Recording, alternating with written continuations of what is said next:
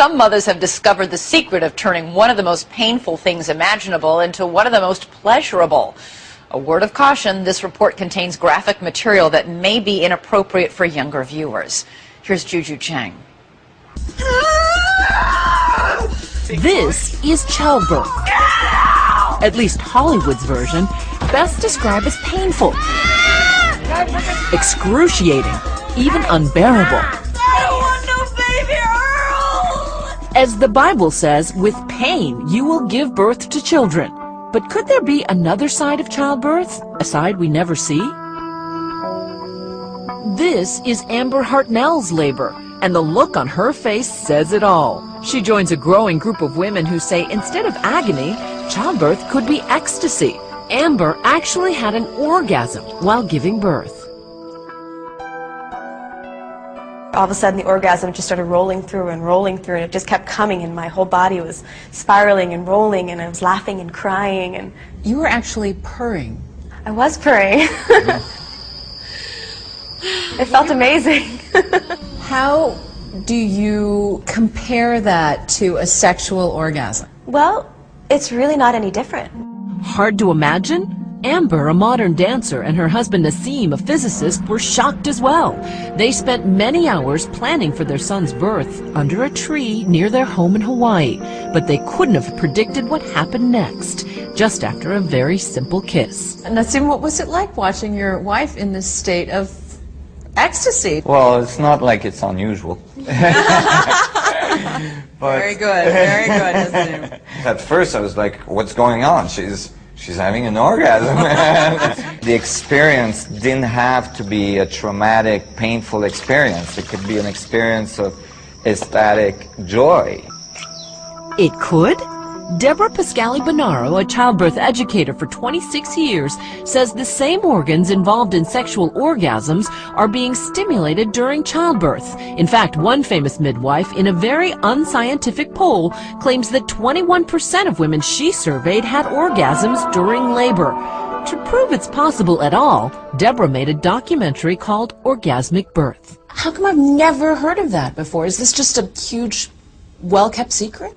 It is, as we say, the best-kept secret. I'm only asking that people open up and take a new look into birth. So Deborah decided to film couples in the most intimate moments of labor, like the Larders of suburban New Jersey. For their second child, Tamara and Simon wanted a natural birth at their home. They went ahead with the help of midwives, a water tub to help soothe contractions, and a whole lot of kissing. It looks romantic and sensual, and not words that you would associate normally with childbirth. Yeah. The physical touch and the nurturing was just really comforting to me.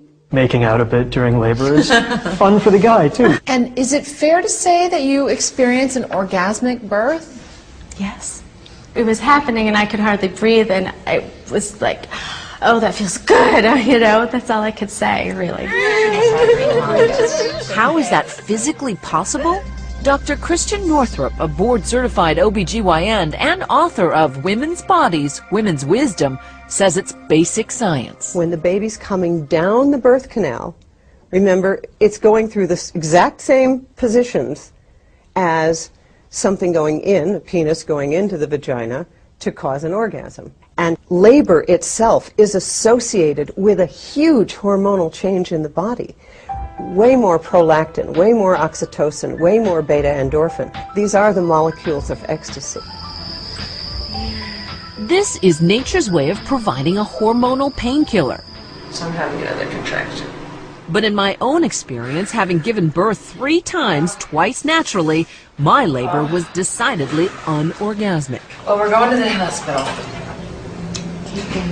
In my mind, it is excruciating and about the furthest thing from pleasure I could think of, which is, I think, how most people perceive it. Absolutely. One's expectations change the way pain is perceived. Whenever you expect pain, you tense up your muscles, your stress hormone levels go up, and that increases pain.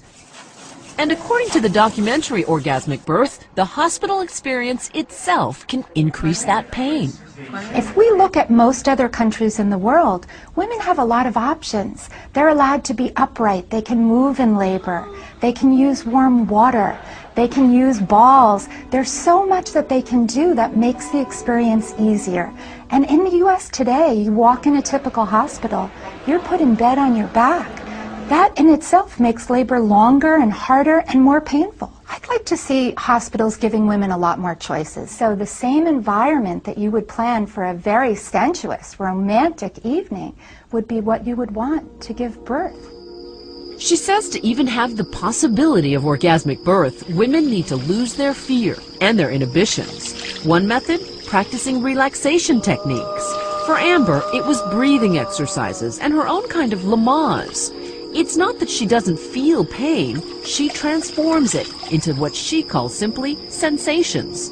Another key element, not blocking those sensations with anesthesia. But some people look at modern medicine as progress. Why are you asking women to go back to feeling that pain? It is part of human experience to experience pain, the other side of which is this incredible ecstasy. Isn't that cute? Claudia Montes wanted to experience that ecstasy. After giving birth twice with an epidural, she was determined to have a pleasurable birth, even in a hospital setting, without pain medication. But it turned out her toughest obstacle was her husband, Jay.